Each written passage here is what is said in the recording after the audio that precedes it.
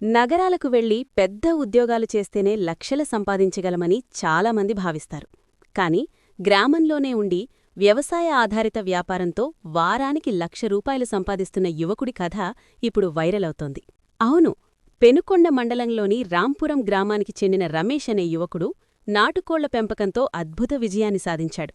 మంగాపురం గ్రామ సమీపంలో భారీ కోళ్ల ఫామ్ ఏర్పాటు చేసి ప్రస్తుతం 4,000 కోళ్లను పెంచుతున్నాడు. ఇది ఒక్కరోజులో సాధించిన విజయం కాదు.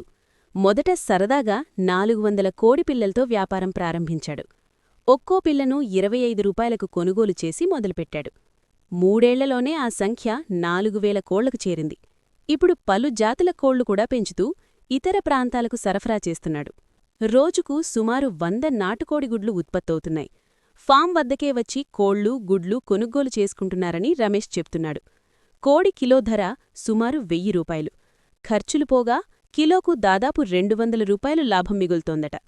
కోళ్లు, గుడ్ల ద్వారా వారానికి ₹1,00,000కు పైగా ఆదాయం వస్తోందని ఆయన చెప్తున్నారు. ఇక్కడ ప్రత్యేకత ఏమిటంటే రమేష్ ఆర్గానిక్ పద్ధతులను అనుసరిస్తున్నాడు. సాధారణంగా మార్కెట్లో దొరికే రెడీమేడ్ ఫీడ్ ఇవ్వకుండా సహజ ఆహారాన్ని అందిస్తున్నాడు.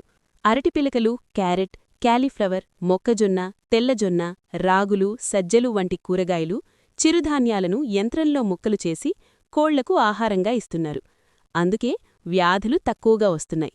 ఇంకా ఒక ముఖ్యమైన విషయం, ఈ వ్యాపారంలో రమేష్ కుటుంబ సభ్యులు అందరూ కలిసి పనిచేస్తున్నారు. కుటుంబ సహకారం కూడా ఈ విజయానికి కారణమని చెప్పాలి. చదువులో పెద్దగా రాణించకపోయినా సరదాగా మొదలుపెట్టిన కోళ్ల పెంపకాన్ని ఉపాధి మార్గంగా మార్చుకుని ఇప్పుడు ఆదర్శ యువకుడిగా నిలుస్తున్నాడు. నగరాల్లో ఉద్యోగాల కోసం తిరగాల్సిన అవసరం లేకుండా గ్రామంలోనే అవకాశాలు సృష్టించుకోవచ్చని ఈ కథనం స్పష్టం చేస్తోంది.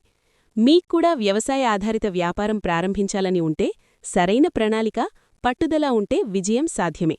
ఇలాంటి ప్రేరణాత్మక విజయకథల కోసం మా పాడ్కాస్ట్ను ఫాలో అవ్వండి. ధన్యవాదాలు. మళ్ళీ కలుద్దాం.